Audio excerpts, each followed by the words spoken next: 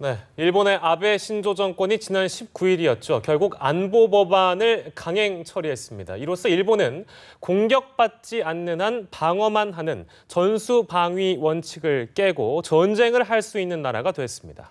일본의 집단자위권 법안 통과가 앞으로 우리나라에 어떤 영향을 미치게 되고 나아가 동북아 안보 지형에는 어떤 변화를 가져올지 살펴보겠습니다. 조양현 국립외교원 교수, 권태호 전 수도군단장과 함께하겠습니다. 어서 오십시오. 안녕하십니까? 네, 안녕하십니까? 먼저 조 교수께 여쭤봐야 될 것 같은데요. 이번 통과된 일본의 안보 법안, 일단 어떤 내용을 담고 있는지 좀 설명을 부탁드리겠습니다. 그렇습니다. 방금 말씀하신 대로 집단적 자위권 행사를 전제로 해서 기존의 법률과 새로운 법률을 개정을 한 겁니다. 중요한 것으로는 무력공격사태법이라는 게 있어요. 일본에 대한 공격이 아니고 제3국에 대한 공격이 발생했을 때 일본의 전립위기에 해당된다고 한다면 집단적 자위권을 항정적으로 행사할 수 있다 하는 법률이죠. 또 주요 영향사태법이라고 하는 게 있습니다. 과거에 주변 사태법을 대체하는 것으로서 일본에 방치했을 때 일본에 중요한 영향이 발생할 수 있을 경우에는 미군과 같은 외국 군대 후방 지원을 할 수 있다는 내용이죠. 또 국제평화지원법이라는 게 있습니다. 국제평화에 관련되었을 때 과거에 자위대를 다국적 군과 함께 파견했었는데 그랬을 때 특별조치법이었습니다. 근데 이번에 한국법으로서 제정을 해서 언제든지 그러한 파견이 가능하도록 했다는 등등의 이제 변화가 있었고요. 결국은 이게 과거 평화헌법 내에서 집단적 자위권 행사가 불가능했었는데 작년 7월에 가계 결정을 통해서 집단적 자위권 행사를 할 수 있다라는 식으로 바꿨죠. 그리고 지난 4월 미일 정상회담에서 미일 간의 그 위기 시에 자위대와 미군의 역할을 규정하는 흔히 가이드라인이라고 하는 방위협력 지침을 집단적 자위권 행사 용인을 전제로 해서 바꿨습니다. 그리고 국내법을 이번에 바꾼 거죠. 따라서 기본적으로 필요한 모든 일본도 보통의 의미에서의 이제 군사적 의미에서의 보통의 국가화를 위한 그러한 제도화가 일단락되었다라고 볼 수가 있겠죠. 그렇다면은 이 새로운 안보법이 우리나라 국가 안보에는 어떤 영향을 미칠 것인가? 일각에서는 기대감도 나오고 우려감도 나옵니다. 양날의 칼이라고도 지적을 하던데 어떻게 보고 계십니까? 어떤 정책의 변화를 하는 것은 항상 긍정적이고 또 부정적인 양면이 있기는 마련입니다만은 이번에 그 일본의 안보법안 개정 이 문제는 우리 한반도 상황으로 봐서는 유리하게 작용하지 않을까 저는 그렇게 봅니다. 이 안보법안이 통과되기 이전에 실체적인 일본이 한반도 유사시에 어떤 모습으로 변화될까 하는 것을 살펴보면 일단 일본 전역에는 유엔사의 후방기지가 곳곳에 위치하고 있습니다. 유엔 사령부는 아직까지도 휴전협정이 유효한 가운데 한미연합사령관이 유엔 사령관을 겸직을 하고 있고 사실 이 한반도 정부 내에서 우리 대한민국이라고 하는 땅은 이것은 비록 북한에 의해 가지고 대륙으로 연결은 되어 있지만 섬하고 같은 나라입니다. 그래서 전쟁이라고 하는 그런 상황을 가정했을 때는 후방 지역에서의 충분한 병창과 병력 지원 또 전쟁 지속 능력을 확보할 수 있는 그런 기지가 필요한데 유엔사에서 일본 전역에다가 그런 기지를 확보하고 있죠. 실제 그 유엔사 후방 기지에는 태평양 사령부가 유사시에 사용할 수 있는 유류, 탄약 같은 것이 거기에 충분히 저장이 돼 있고 국민들이 잘 아시는 칠함대라든지 비행단 같은 것이 그 요코스카하고 오키나와의 가데나에 위치를 하고 있습니다. 이것은 1시간 이내에 한반도 전역에 투입될 수 있는 아주 유용한 전력입니다. 지금까지 실체적으로 그렇게 운영되고 있던 그런 기지들이 일본이 안보법을 통과시킴으로써 명분을 얻었다 그럴까? 법률적인 어떤 기초를 확립했다 그럴까? 이렇게 볼 수 있고요. 이것이 미일의 안보 협력뿐만 아니라 나아가서는 우리 한국과 대한민국과 일본 간의 안보 협력 관계도 더욱 가속화시킬 수 있는 그런 계기가 될 것으로 그렇게 판단하고 있습니다. 네. 그런데 가장 크게 지금 화제가 되고 있는 것은 일본의 자위대가 한반도에 진입을 할 수 있느냐 없느냐에 대한 부분이거든요. 저희가 이제 앞서 리포트도 이제 보여드렸는데요. 일본 정부는 동의 없는 파병은 불가능하다 이렇게 밝히고 있습니다만 이게 뭐 이번에 처리된 법 조항을 우리가 보면 꼭 그렇지만도 않다면서요. 무력 공격 사태법에 예. 그러한 동의 조항이 빠져 있다 하는 지적이 있습니다만 네. 그분은 앞으로 한국과 미국 예. 그리고 일본 사이에 유사시의 역할을 논의하는 과정에서 네. 이 불투명성을 해소해야 할 필요가 있다고 보고요. 예. 중요한 것은 미국과 일본 사이의 가이드라인에 제3국 주권 조항이 포함되어 있습니다. 이것은 네. 역시 한국을 염두에 둔 조치라고 보고요. 네. 또 우리 정부는 국익 그리고 한반도 관련해서 일본의 집단적 자위권 혹은 예. 일본의 방위안보 관련한 어떠한 움직임이라도 우리의 사전 요청과 승인이 필요하다는 입장을 유지하고 있습니다. 예. 따라서 실질적으로 일본이 한반도에서 미군의 후방 지원을 한다든가 하는 상황이라고 한다는 것은 네. 우리의 이익이 되는 상황이라고 봐야겠죠. 불투명한 부분이 있기 때문에 예. 그러한 부분에 대한 논의를 계속 해 나갈 필요가 있다는 전제하에서.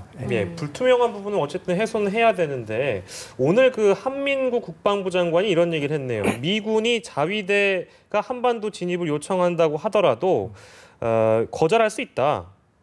근데 그게 가능합니까? 전작권이 미군한테 일단 있는 상황이잖아요.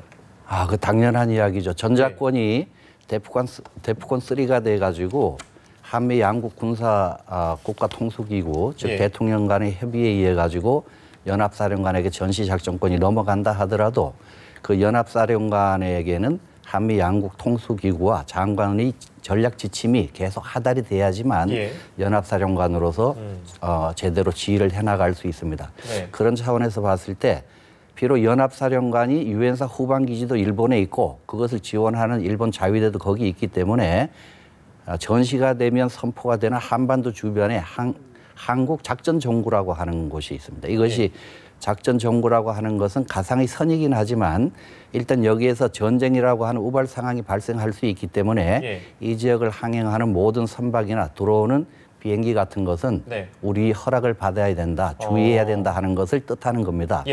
이 지역은 우리가 이야기하는 소위 영토의 끝에서부터 12해리까지에 해당되는 그 영토, 영해, 영공의 영역보다는 훨씬 더 큰 지역이고 그 지역의 바운다리에 위치하고 있는 그 일본으로서는 적극적으로 그 KTO에서의 활동이 보장이 돼야만 됩니다.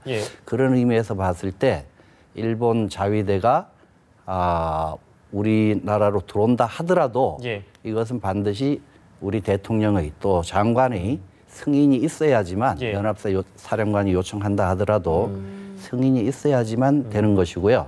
그리고 이게 꼭 우리나라 지역뿐만 아니라 세계 어느 나라도 소위 이야기해서 영토, 영해, 영공을 가지고 있는 나라는 그 나라의 외국의 군사력이 진입해서 들어올 때는 평시든 전시든 간에 반드시 그 승인을 받도록 동의를 구하게 돼 있다. 그렇습니다. 그러니까 결국 말씀하십시오. 당연한 겁니다만 지금 주권 개념하고 전시 작전권 개념은 구분이 돼야 될 것 같고요. 전시 작전권이라고 하는 주권의 하위 개념입니다.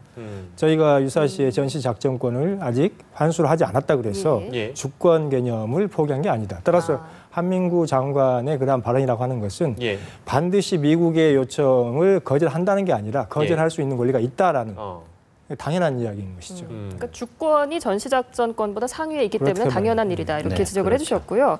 또 이번 법안 통과가 북핵 문제는 어떠한 변수로 작용을 할 것이냐. 북한 입장에서는 북핵을 포기하지 않을 명분을 또 하나 갖게 되는 거 아닌가 이런 이야기도 나오고 대북 공조 차원에서 우리한테 유리한 거 아니냐 이런 이야기도 나오는데요. 어떻게 보십니까?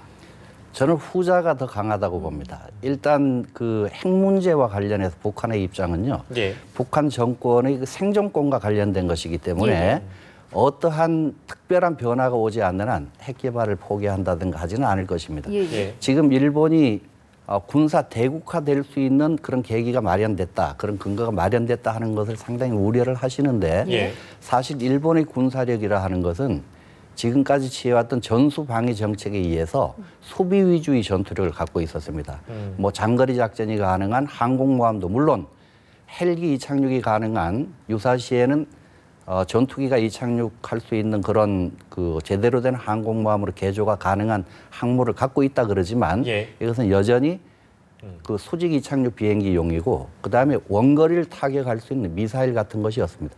즉 원거리 작전 능력을 가지고 있지 않는 일본이 해외에서 작전을 한다 하더라도 특별히 전쟁 지속을 할 수 있는 그런 해외 기지를 확보하지 않는 한 이것이 큰 위협이 될 수 없고 만약에 북한이 자기들이 핵 개발을 하는 이유 중에 하나가 일본이 지금 이렇게 안보 법안을 통과시켰기 때문이다라고 이야기한다면 그것은 아주 유치한 변명이 될 수 있고요.